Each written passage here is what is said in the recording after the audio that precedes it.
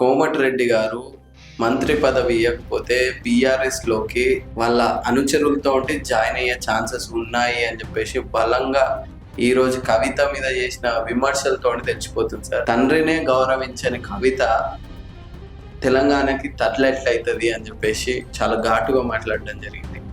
ఇంత ఘాటుగా బహుశా బీఆర్ఎస్ పార్టీ వరకు మాట్లాడుకోవచ్చు. అంటే బీఆర్ఎస్ పార్టీ నుంచి ఉంటే కదా కవిత బయటకు రావడం, హరీష్ రావుని ఫస్ట్ విమర్శించడం, కేటీఆర్ విమర్శించడం. లేటెస్ట్గా ఏంది అంటే మొన్న పార్టీ ఆవిర్భావ సభలో కూడా కేసీఆర్ పైన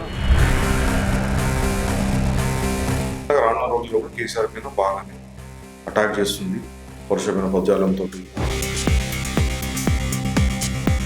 మీరు కోమటిరెడ్డి రాజగోపాల్ మీరు చూస్తే చాలా సర్వీస్ యాక్టివిటీ చేస్తూ ఉంటాడు.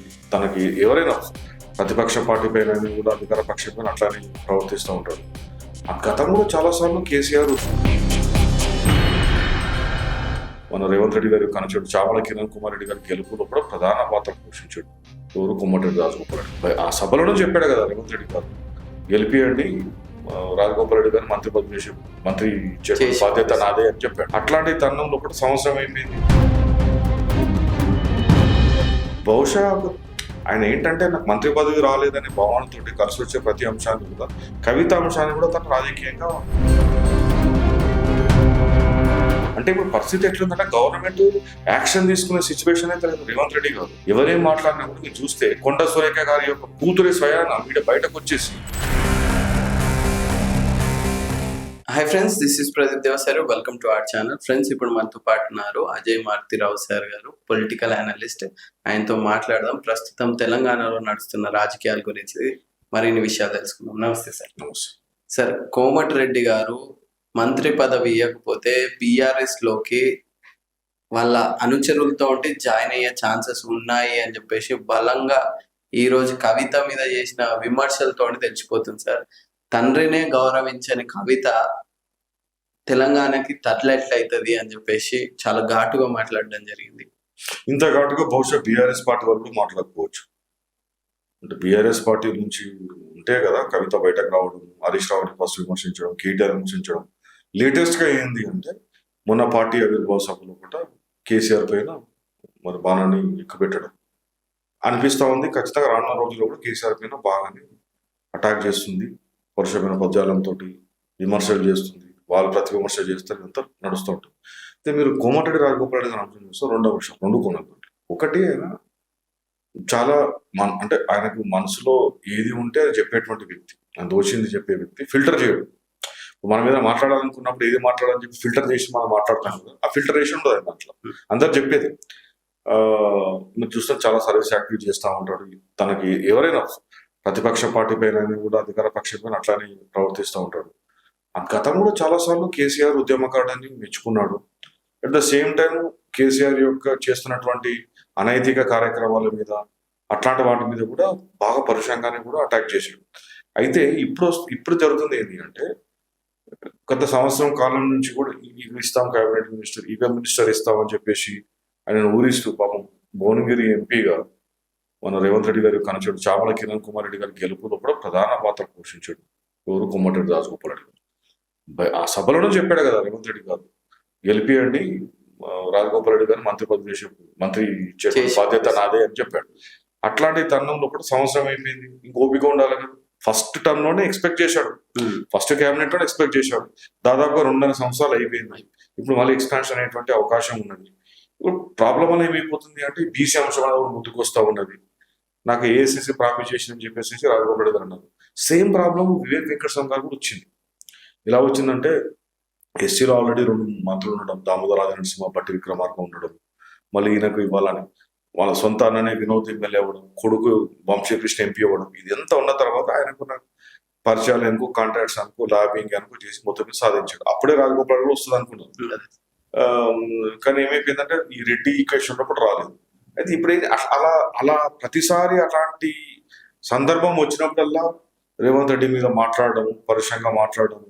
అంటే మేము ఎమ్మెల్యేలేం కాదు, మనం కూడా రీసెంట్గా కూడా అసెంబ్లీ చూస్తే మంత్రులదైనా ముఖ్యమంత్రులదైనా ఎమ్మెల్యేని చూడరా, మాకు ఫండ్ ఇవ్వరా, మాకు డెవలప్మెంట్ చేయరా, అది మేము లేదు మీరు ఎక్కడ ఉన్నారని చెప్పి మాట్లాడడం. కానీ సెకండ్ తర్వాత వచ్చినప్పుడు అంతకుముందు ఈ యూట్యూబర్స్ పైన పరుషమైనటువంటి వ్యాఖ్యలు చేసినప్పుడు ముఖ్యమంత్రి గారు అప్పుడు కూడా ఇది తప్పు అని చెప్పి చెప్పడం, అది చేయడము.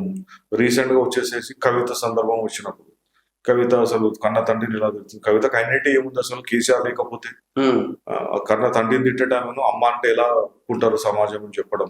అంటే ఆయన చెప్పిన దాంట్లో మాటల్లో కొంతవరకు ఆయన వ్యక్తిగత పర్సనల్ ఒపీనియన్ ఉన్నా కూడా నాకు అనిపిస్తుంది ఏంటి అంటే, కవిత ఎవరు డ్యామేజ్ చేస్తుంది? కవిత పార్టీ పెట్టినప్పుడు డ్యామేజ్ కాంగ్రెస్ డ్యామేజ్ కాదు కదా, బీజేపీ డ్యామేజ్ కాదు కదా. అయితే అంతో ఇంత ఎవరు డ్యామేజ్ అవుతుంది? బీఆర్ఎస్ పార్టీకి డ్యామేజ్ అవుతుంది. బహుశా ఆయన ఏంటంటే నాకు మంత్రి పదవి రాలేదనే భావనతోటి కలిసి వచ్చే ప్రతి అంశాన్ని కూడా, కవిత అంశాన్ని కూడా తను రాజకీయంగా ఒక పెద్ద చర్చకు దారి తీసినట్టుగా ఆయన ప్రభావితం చేశాడు తన వ్యాఖ్యలతోటి.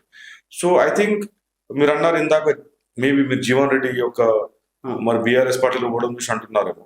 నేను అనుకోవడం ఏంటి అంటే, ఈసారి ఒకవేళ మినిస్టర్ రాకపోతే కోమటిరెడ్డి రాజగోపాల్ రెడ్డి గారు ఖచ్చితంగా చాలా తీవ్ర స్థాయిలో తిరుగుబాటు జెండా ఎగురవేసేటువంటి అవకాశం ఉంటుంది.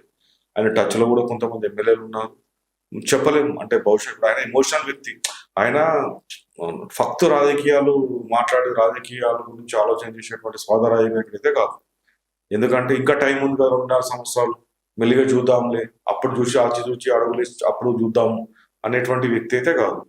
ఖచ్చితంగా ఆయన తెలుసు గ్రౌండ్ లో కూడా ఏముంది ప్రభుత్వం మీద అనేటువంటిది కూడా బాగా క్లియర్ గా తనకు అవగాహన ఉంది. కాబట్టి జరగవచ్చు, రాజకీయం ఏదైనా జరగవచ్చు. ఒక ఎమోషనల్ గా ఆయన నిర్ణయం తీసుకొని మంత్రి పదవి ఈసారి ఎక్స్టెన్షన్ లో కూడా రాకపోతే సెకండ్ ఫేజ్ లో కూడా నిర్ణయం తీసుకొని బహుశా లేదు ఈ పార్టీలో ఉంటే రెబల్ గానే ఉండొచ్చు, లేదు బీఆర్ఎస్ లో చేరే అవకాశం లేదు, భవిష్యత్తులో కూడా చేరే అవకాశం ఉంటుంది.